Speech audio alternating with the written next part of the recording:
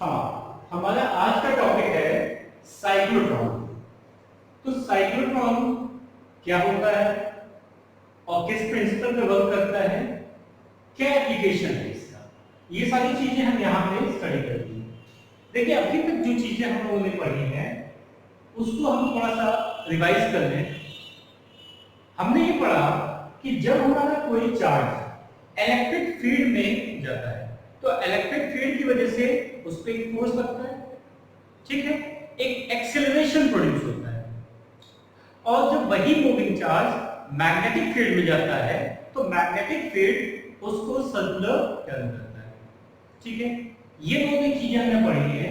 तो अब हमारे पास क्या है, देखिए हमारे पास कुछ चार्ज पार्टिकल्स हैं जिसको हम कह सकते हैं आयंस, ठीक है। उनके पास कुछ मास होता है और उनको हमें वेलोसिटी प्रोवाइड करनी है। मतलब हमारा एम ये है कि हमें इंक्रीज करनी है वेलोसिटी, वेलोसिटी को इंक्रीज करना है। अगर वेलोसिटी हमारी इंक्रीज हो जाएगी इसका मतलब क्या होगा, इसका मतलब होगा कि इनकी एनर्जी भी इंक्रीज कर जाएगी और मोमेंटम भी इंक्रीज कर जाएगा, ठीक है। अगर मोमेंटम भी इंक्रीज कर गया, एनर्जी भी इंक्रीज कर गई, इसका मतलब ये कहीं पे भी फोर्स अप्लाई कर सकती है। तो ये हमारा बेसिक कॉन्सेप्ट है। अब हमारे पास चार्ज आयंस जो है या चार्ज पार्टिकल्स को हम वेलोसिटी कैसे देंगे। तो हमें ये पता है कि वेलोसिटी हमें बढ़ानी है, इसका मतलब हमें एक्सेलरेट करना है। तो एक्सेलरेट करना है तो हमें इलेक्ट्रिक फील्ड की जरूरत है, ठीक है। अच्छा, और दूसरी बात ये है कि इलेक्ट्रिक फील्ड का हमारे पास फॉर्मूला होता है E = -dV अपॉन dr। तो हम पोटेंशियल लगा के इलेक्ट्रिक फील्ड को इंक्रीज कर सकते हैं, ठीक है। अब इलेक्ट्रिक फील्ड जब इंक्रीज हो जाएगा तो इस पे फोर्स ज्यादा लगेगा चार्ज पे, ठीक है। और अगर उसको हमें बहुत ज्यादा एक्सेलरेट करना है तो हमें क्या करना पड़ेगा, बहुत ज्यादा फोर्स देना पड़ेगा। इसका मतलब हमें इलेक्ट्रिक फील्ड को स्ट्रॉन्ग करना पड़ेगा। तो इलेक्ट्रिक फील्ड हम दो तरह से स्ट्रॉन्ग कर सकते हैं। पहला तो ये है कि हम डिस्टेंस को बहुत ज्यादा बढ़ा दें, ठीक है। डिस्टेंस अगर बहुत ज्यादा हम बढ़ा देंगे तो हम यहां से देख रहे हैं कि हमारी इलेक्ट्रिक फील्ड वीक हो जाएगी, ठीक है। तो एक बात तो ये आ रही है कि हम डिस्टेंस को बहुत ज्यादा नहीं बढ़ा सकते, ठीक है। हमारे पास एक लिमिटेशन है, जिस लिमिटेशन में ही हम डिस्टेंस को बढ़ा सकते हैं। अच्छा, अब देखिए यहां पे अगर हम डिस्टेंस को नहीं बढ़ा सकते हैं तो हम वेलोसिटी कैसे बढ़ाएंगे। तो वेलोसिटी बढ़ाने का हमारे पास एक तरीका ये है कि अगर किसी भी चार्ज पार्टिकल को हम बार-बार एक ही पाथ में मूव कराएं सर्कुलर मोशन में, तो उसका इलेक्ट्रिक फील्ड इंक्रीज हो जाएगी और इलेक्ट्रिक फील्ड इंक्रीज हो जाएगी इसका मतलब उसकी वेलोसिटी इंक्रीज कर जाएगी। वेलोसिटी इंक्रीज करेगी, एनर्जी इंक्रीज करेगी, मोमेंटम इंक्रीज करेगा और वो पार्टिकल कहीं भी जाके फोर्स अप्लाई कर सकता है। इसका मतलब अगर ये हमारे पास कोई चार्ज है, यहाँ पे चार्ज पार्टिकल है या कोई आयन है, इसको हमने एक v एक्सेलरेटेड v, बहुत ज्यादा डिजायर्ड v प्रोवाइड कर दिया, तो ये यहाँ पे अगर कोई न्यूक्लियस है हमारे पास तो इस न्यूक्लियस को ये ब्रेक कर सकता है और हम इसकी स्टडी कर सकते हैं। इसलिए हमें वेलोसिटी, एक्सेलरेटेड वेलोसिटी जो कि ज्यादा अमाउंट में हो उसकी हमें नीड है, ठीक है।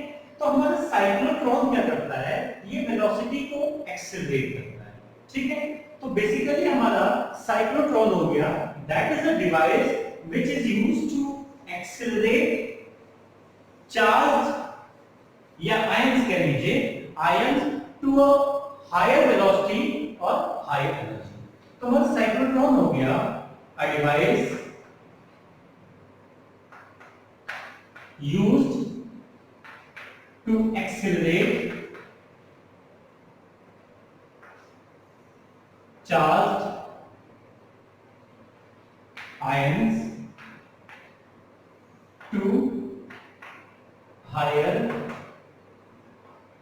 वेलोसिटीज अपलिफ्ट एनर्जी, और जब उनके पास एनर्जी आ जाएगी तो वो कहीं पे भी हिट करके फोर्स अप्लाई कर सकते हैं। देखिए ध्यान दीजिए, यहां पे हमारे पास जैसे सपोज कीजिए एक गन है, ठीक है, और ये उसकी बुलेट है। इस बुलेट को हमने पिस्टल से बाहर निकाल लिया और इस बुलेट को हम मैनुअली ले जाके टारगेट पे हिट कर रहे हैं, ऐसे टच कर रहे हैं, ठीक है। इसका मास m है, ठीक है। अब सेकंड केस में देखिए, इसको हमने पिस्टल में लगाया और फायर कर दिया, तो फायर करने पे मास तो इसका वही था, इसके पास वेलोसिटी बढ़ गई इसकी, तो ये टारगेट को जब हिट करेगा तो टारगेट को क्या करेगा, ब्रेक कर देगा, और टारगेट छोटे-छोटे पार्टिकल्स पे ब्रेक हो जाएगा, जिसकी हम फर्दर स्टडी कर सकते हैं। तो न्यूक्लियर फिजिक्स में इस तरह की हमें ज्यादा जरूरत है जहां पे आयंस हमारा एक्सेलरेट हो और उनके पास बहुत ज्यादा वेलोसिटी हो जाए, जिससे कि हम किसी चीज को ब्रेक कर सकें और फिर उसकी स्टडी कर सकें। तो ये हमारा डिवाइस हो गया, क्या काम करता है। अब देखिए इसका प्रिंसिपल क्या होता है। प्रिंसिपल ये है कि देखिए ध्यान दीजिए, प्रिंसिपल हमने ये पढ़ा कि अगर हमारे पास कोई मूविंग चार्ज है, मूविंग चार्ज, ठीक है, इसको हमने इलेक्ट्रिक फील्ड में भेजा, तो इलेक्ट्रिक फील्ड क्या करता है, इस पे एक फोर्स बनाता है, फोर्स अप्लाई करता है। फोर्स अप्लाई करेगा, इसका मतलब क्या कर रहा है, एक्सेलरेशन लगा रहा है, इसका मतलब A यहां पे एप्लीकेबल होगा, ठीक है। A हमारा क्या होता है, A F/m, तो यहां पे हो जाएगा QE/m, इतना ये एक्सेलरेट कर रहा है, ठीक है।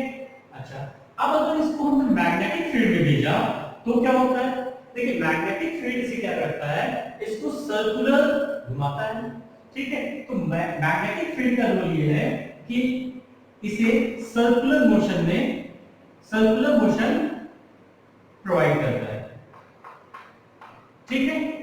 यहां पे कोई भी एक्सेलरेशन नहीं होता है, इसका मतलब एक्सेलरेट करने का काम हमारी इलेक्ट्रिक फील्ड करेगी और टर्न करने का काम, सर्कुलर टर्न करने का काम मैग्नेटिक फील्ड करेगी, ठीक है।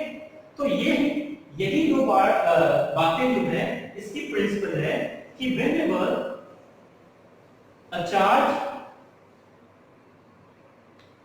a moving charge is placed in electric field applies a force such that the body accelerates का मतलब हो गया कि उसकी वेलोसिटी इंक्रीज हो गई है, और मैग्नेटिक फील्ड क्या करता है, मैग्नेटिक फील्ड उसको सर्कुलर टर्न करता है। तो यही दो बातें इसका प्रिंसिपल हो गई, ठीक है। अब हम आते हैं इसके डायग्राम में, डायग्राम या डिस्क्रिप्शन। तो देखिए हमारा डायग्राम ये है, पहले हम इसको बना के दिखाते हैं फिर बताते हैं। हमारे पास एक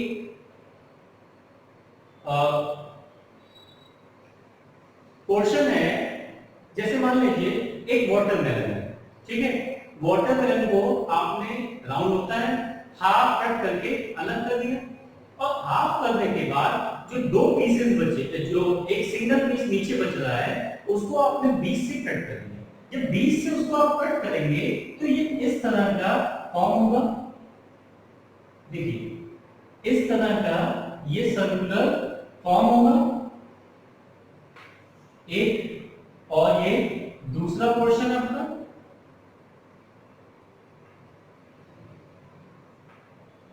ठीक है। तो इस तरह का ये टॉप व्यू आएगा यहाँ पे। तो टॉप व्यू में अगर इसको हम अलग से सिर्फ बिल्कुल टॉप देखते हैं तो ये इस तरह का एक डी शेप का और ये डी शेप, मतलब दो डी शेप में हमें ये कटिंग्स मिल जाएंगी। तो ये टॉप व्यू है जिसको हमने ये अलग कर लिया। इनको हम कहेंगे क्योंकि ये डी शेप में है तो इनका नाम हम रखेंगे डीज, दो डी है, इसको हमने कर लिया D1 और D2, ठीक है। और इन दोनों के बीच में यहां पे हमारे पास गैप होगा, ठीक। अच्छा, अब हम क्या करेंगे, यहां पे इसको इलेक्ट्रिक फील्ड हमें प्रोवाइड करना है, तो इलेक्ट्रिक फील्ड प्रोवाइड करने के लिए हम इन दोनों एंड्स को ऑसिलेटर से कनेक्ट कर देंगे। ये ऑसिलेटर हमारा क्या करता है कि यहाँ पे एक फ्रीक्वेंसी प्रोवाइड करता है जो हाफ साइकिल के बाद डायरेक्शन जिसकी चेंज हो जाती है, ठीक है। इसके बारे में सेमीकंडक्टर्स में हम लोग डिटेल में पढ़ेंगे। तो ऑसिलेटर यहाँ पे ऑसिलेटिंग इलेक्ट्रिक फील्ड प्रोवाइड करता है जिसकी डायरेक्शन हाफ साइकिल के बाद रिवर्स हो जाती है, ठीक है। इसके बाद हमने क्या किया, इसके बाद यहां पे मैग्नेटिक फील्ड हमने प्रोवाइड कर दी। तो मैग्नेटिक फील्ड में हमने इलेक्ट्रोमैग्नेट्स ले लिए दो, और यहां पे नॉर्थ पोल हो गया हमारा, और यहां पे नीचे साउथ पोल हो गया। इसके बीच में हमने इसको रख दिया। अब ये जो ऑसिलेटर है इसको इलेक्ट्रिक फील्ड प्रोवाइड करेगा, और ये जो मैग्नेट है मैग्नेटिक फील्ड प्रोवाइड करेगा, ठीक है। तो यहां पे हमने इस तरह का अरेंजमेंट किया कि मैग्नेटिक फील्ड हमारी आउटवर्ड, ये हमारे पास मैग्नेटिक फील्ड यहां पे जो आ रही है वो आउटवर्ड, ठीक। उसके बाद हमें जिस आयन को एक्सलेट करना है, हमने बिटवीन द गैप्स उसको प्लेस किया, ठीक है। यहां पे हमारा क्या हो जाएगा, सोर्स ऑफ आयन, यहां पे हमने इसको प्लेस किया। अच्छा, इसके बाद ये पूरा हमारा इवैक्यूएटेड चैम्बर में इसको हमने एनक्लोज कर दिया, ठीक है।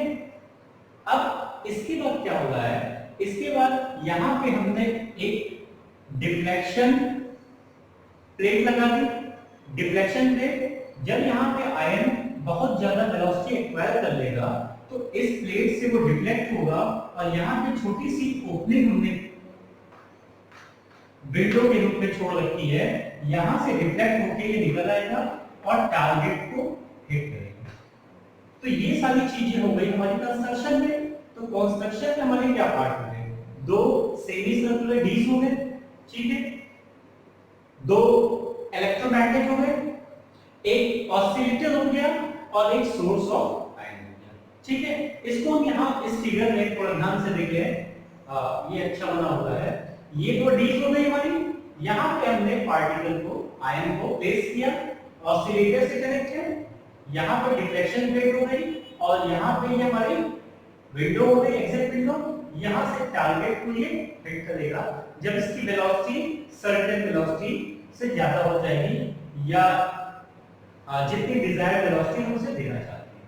तो ये सारी चीजें हो गई साइक्लोट्रॉन क्या होता है, इसका प्रिंसिपल क्या होता है, और ये किस तरह फिगर इसका हम बनाएंगे, और हर एक टर्म की मीनिंग हमने समझी।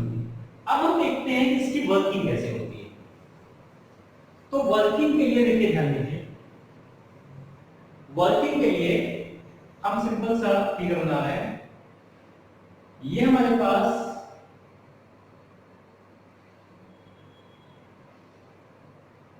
D1 हो गई D, और ये हो गई D2। ये हमारा ऑसिलेटर से कनेक्ट है, ठीक है, ऑसिलेटर से ये कनेक्ट हो गया। अब देखिए यहां पे हमें एक सोर्स प्लेस करना है, ये हमारा पार्टिकल हो गया P, और यहां पे जो मैग्नेटिक फील्ड है दैट इज आउटवर्ड, ये मैग्नेटिक फील्ड है हमारी, ठीक है। अब देखिए होगा क्या है, अब यहाँ पे ये जो हमारा अप्लाइड वोल्टेज है, यहाँ से इसको हम लिखेंगे, इसकी फ्रीक्वेंसी हम सेट करेंगे। तो यहाँ पे फ्रीक्वेंसी ये हम ले रहे हैं FA, अप्लाइड सोर्स की फ्रीक्वेंसी है, और यहाँ पे हम ले रहे हैं FC जो फ्रीक्वेंसी है, ये जो आयन यहाँ पे ऑसिलेट करेगा उसकी जो फ्रीक्वेंसी है, तो हम स्टार्टिंग में क्या करते हैं कि स्टार्टिंग में हमने यहाँ पे ऐसी सेटिंग कर दी कि इन दोनों की फ्रीक्वेंसी बराबर होगी। ठीक है, हमें इन दोनों की फ्रीक्वेंसी को बराबर करना है। कौन सी फ्रीक्वेंसी? जो अप्लाइड फ्रीक्वेंसी हम दे रहे हैं ऑसिलेटर के थ्रू, और जो पार्टिकल हमारा आयन जो मूव कर रहा है जिस फ्रीक्वेंसी से, वो दोनों फ्रीक्वेंसी सेम होनी चाहिए। क्यों सेम होनी चाहिए अभी हम डिस्कस करते हैं उसके बारे में। ठीक है, तो अब जरा ध्यान से देखिए, यहां पे ये हमारा पार्टिकल है स्टार्टिंग में। इस पार्टिकल को हमने यहां से इलेक्ट्रिक फील्ड प्रोवाइड की सच दैट कि हमारे पास ये पॉजिटिव है और ये नेगेटिव है। फर्स्ट पहले d1 हमारा पॉजिटिव है और d2 नेगेटिव है। इसका मतलब इलेक्ट्रिक फील्ड की डायरेक्शन किधर होगी? इलेक्ट्रिक फील्ड की डायरेक्शन ये होगी इनिशियली। ठीक है, अब यहाँ पे जो पार्टिकल था उस पार्टिकल को ये इलेक्ट्रिक फील्ड क्या करेगी? ये इधर ले जाना चाहेगी और उसके साथ हो जाएगा पार्टिकल। ठीक है, यहाँ पे जो फोर्स लगेगी इलेक्ट्रोस्टैटिक फोर्स लगेगी।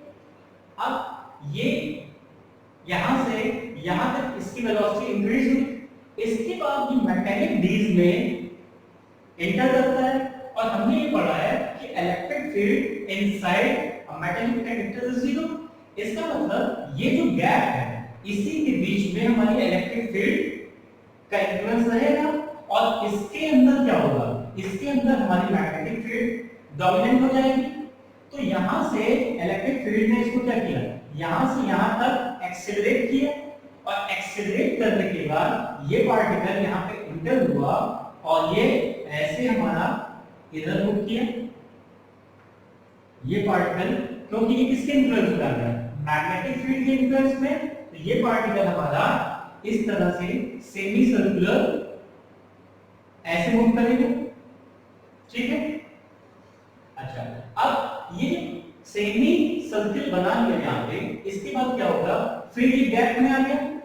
अच्छा, अब क्योंकि इसकी फ्रीक्वेंसी और अप्लाइड फ्रीक्वेंसी हमारी दोनों सेम है, तो ये जब तक यहाँ पहुंचेगा इलेक्ट्रिक फील्ड की डायरेक्शन अपोजिट हो जाएगी और फिर ये इधर आएगा और इलेक्ट्रिक फील्ड की डायरेक्शन भी इधर होगी।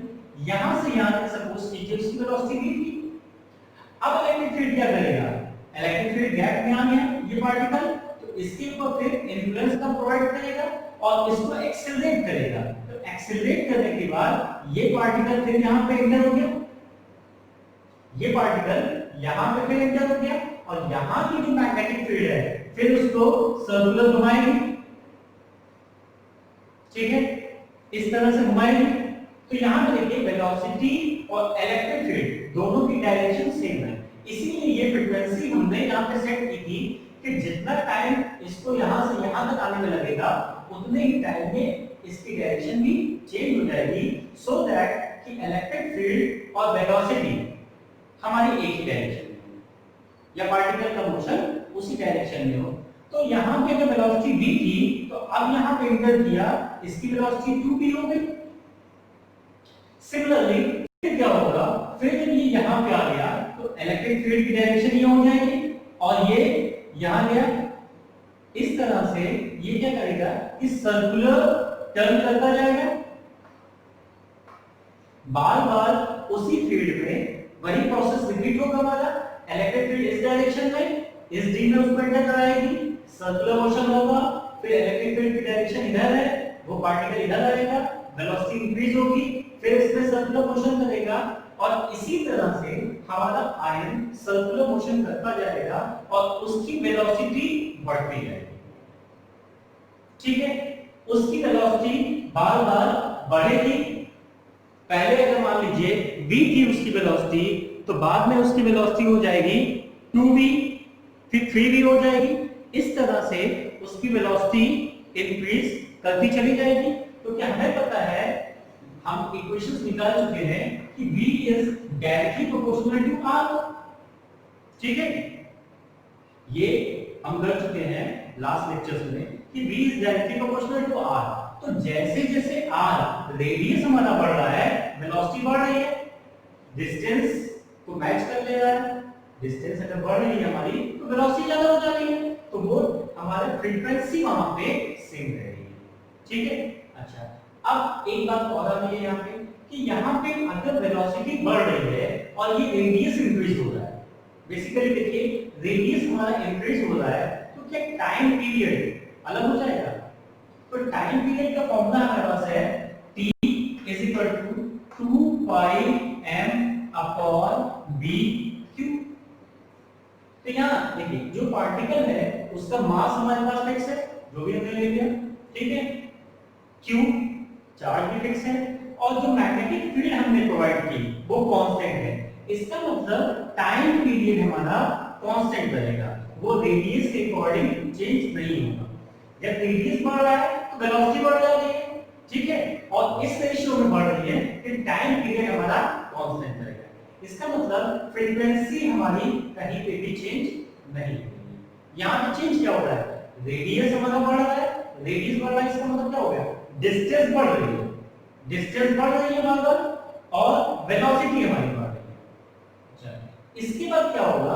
इसके बाद एक ऐसी कंडीशन आएगी जिस कंडीशन में ये पार्टिकल मूव करते करते इस रेडियस के बराबर आ जाएगा, रेडियस ऑफ डी के बराबर आ जाएगा। उसके बाद फर्दर उसको मूव करने के लिए, लार्जर सर्कल बनाने के लिए जगह नहीं रहेगी, तो इसको हम क्या करेंगे? इसके बाद यहाँ पे ये जो हमारी डिफ्लेक्शन प्लेट है, इससे इसको डिफ्लेक्ट कराएंगे, और ये यहाँ से एग्जिट विंडो से एग्जिट करता हुआ टारगेट को जाके हिट कर देगा। तो ये बातें हो गई हमारी कि ये किस तरह से वर्क करता है, और टाइम पीरियड हमारा यहाँ पे कांस्टेंट है, ठीक है। वेलोसिटी रेडियस के साथ साथ बढ़ेगी। तो हमने ये देखा कि एक चार्ज पार्टिकल आयन जो हमारा था उसको हम बार बार एक ही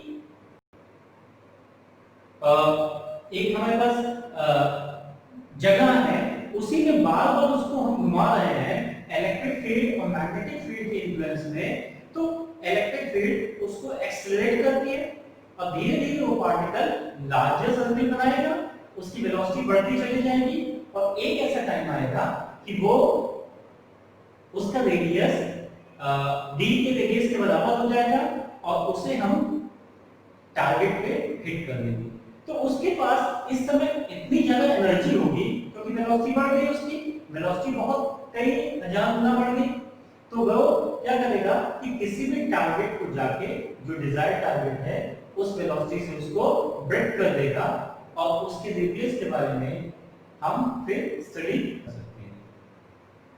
तो ये तो हमारे पास साइक्लोट्रॉन का कॉन्सेप्ट हो गया, कैसे ये वर्क कर रहा है। अच्छा, अब यहाँ पे दो बातें और आती हैं।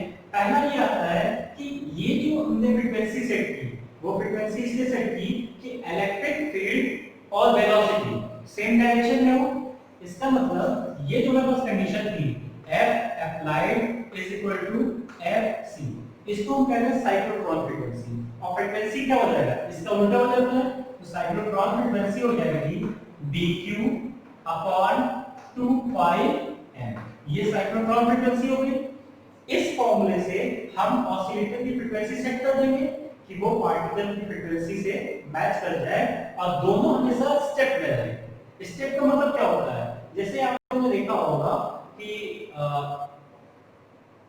रिपब्लिक डे में मार्च पास करते हैं जो सोल्जर्स, उनके steps left right left left right left इस तरह का सीक्वेंस फॉलो करते हैं। तो हम कहते हैं कि उनके जो मूवमेंट है वो एक स्टेप में है।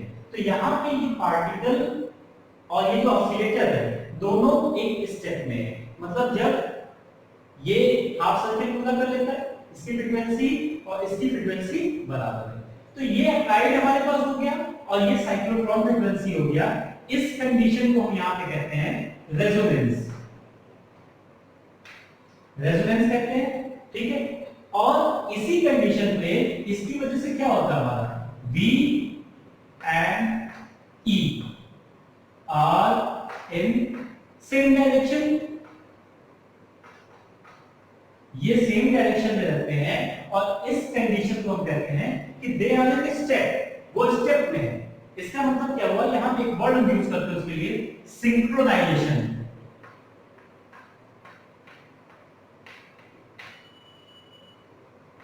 This condition is known as synchronization. ठीक है,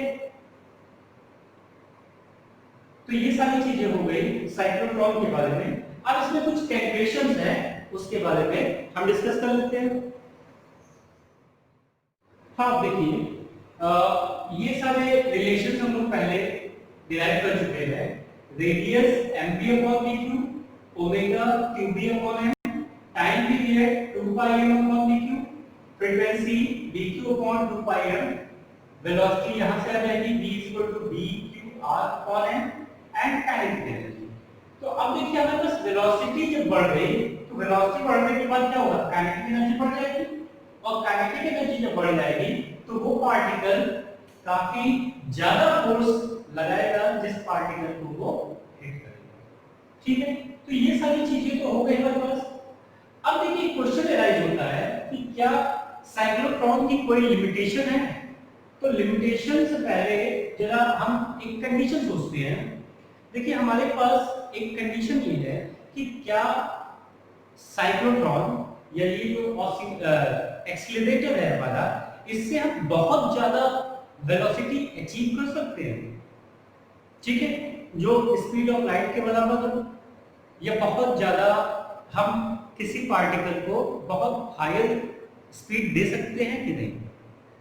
तो पॉसिबल ये बात है कि हम इससे बहुत ज्यादा स्पीड नहीं दे सकते। एक लिमिटेशन है जिस स्पीड तक ही हम पार्टिकल को एक्सेलरेट करा सकते हैं। अच्छा, क्यों ऐसा करा सकते हैं? तो यहाँ पे ध्यान दीजिए, हमारे पास ये जो मोशन है वो एक ये डी हो गया और ये डी हो गया, और ये हमारा ऑसिलेटर है। ऑसिलेटर क्या करता है? ऑसिलेटर में अभी हमने देखा कि जो अप्लाइड फ्रीक्वेंसी है that is equal to the frequency of cyclotron, मतलब जिससे पार्टिकल मूव कर रहा है। इसका मतलब सेम टाइम में उनका डायरेक्शन चेंज होगा। ठीक है, तभी वो यहां पे क्या रहेंगे, फ्रीक्वेंसी सेम रहेगी। लेकिन ये देखा गया है कि अगर बार बार उसको पार्टिकल को वहीं पे हम मूव कराते हैं तो हमारी ये जो अप्लाइड फ्रीक्वेंसी है ये तो एज इट इज रहती है जैसा इसको हमने सेट किया है, यहां पे चेंज आ जाता है टाइम पीरियड में। अच्छा, टाइम पीरियड में चेंज कैसे आ जाएगा? क्या कोई कंडीशन है? तो टाइम पीरियड में चेंज इस तरह से आ सकता है कि अगर पार्टिकल के मास में चेंज हो जाए। मास में कैसे चेंज होता है अभी हम देखते हैं। तो यहाँ पे जब ये दोनों Fa और Fc दोनों अलग हो जाएंगे तो क्या होगा, मान लीजिए कि अगर ये इलेक्ट्रिक फील्ड इधर है तो हो सकता है उस इंस्टेंट पे इसकी वेलोसिटी इधर हो, तो ये क्या करेगा, रिटार्डेशन प्रोड्यूस होगा, रिटार्डेशन यहां पे हो जाएगा। ठीक है, और वेलोसिटी उसकी कम हो जाएगी। बात समझ में आ रही है? लेकिन ऐसा होगा तब जब दोनों का टाइम पीरियड अलग हो जाए या फ्रीक्वेंसी अलग हो जाए। तो ये कब होता है हमारे पास? देखिए एक हमारे पास इक्वेशन है जो क्लास 11 में हम लोगों ने पढ़ा है कि मास का वेरिएशन कैसे होता है। हमारा m is equal to m naught 1 minus v square upon c square. ठीक है, इस कंडीशन पर मैंने कहा कि मास में चेंज आता है। तो अब हमारी जब स्पीड बहुत ज्यादा हो जाएगी, स्पीड बहुत ज्यादा हो जाएगी तो इस फॉर्मूले से क्या होगा, उसके मास में चेंज आएगा। और जब मास में चेंज आएगा तो हम क्या कर रहे हैं, मास में जब चेंज आ जाएगा, देखिए टाइम पीरियड हमारा मास पे डिपेंड कर रहा है, हमारा टाइम पीरियड इंक्रीज कर जाएगा। ठीक है, और ये टाइम पीरियड जब इंक्रीज कर जाएगा तो इसकी फ्रीक्वेंसी भी चेंज हो जाएगी, और फ्रीक्वेंसी चेंज होगी तो ये अगर इलेक्ट्रिक फील्ड इधर आ रही है तो ये पॉसिबल है कि ये इधर है, और इस केस में हमारा क्या हो जाएगा, इस केस में रिटार्डेशन हो जाएगा। ठीक है, और उसकी वेलोसिटी डिक्रीज कर जाएगी। तो यहां से हम ये कह सकते हैं कि at larger speed the time period of ion may change, okay, and if the time period changes because at higher velocity, mass changes according to this equation, and time period is directly proportional to mass, so it will affect the time period of ion, and if the time period of oscillation of ions changes, then the frequency of oscillation also changes. And under this condition, what we have assumed that applied frequency is equal to cyclotron frequency. This condition fails, and then when this condition fails, what will happen? The direction of electric field and velocity are different, and if the direction is different, then we have retardation, and in retardation the velocity decreases. So we can conclude that after attaining a particular velocity, we cannot further accelerate. If we try to accelerate more than that velocity, then retardation starts and the velocity of ion decreases. So this is the limitation of cyclotron. So we have some questions on cyclotron. Then what is the role of electric field? So the role of electric field is to accelerate the ions. And what is the role of magnetic field? The role of magnetic field is to turn into circular path. Okay, so that it will follow the same path again and again, and in doing so its velocity increases, and when it attains a particular velocity, when the radius is equal to the radius of the D, then with the help of deflecting plate we can deflect it through exit window to the target, and it will hit the target with higher velocity or higher energy, or we can say greater force, and it will hit the target, and we can study the small parts of the target. So this is very important in nuclear physics, where we use particles to break the nucleus and to study the further details of the nucleus. Now this is all about cyclotron.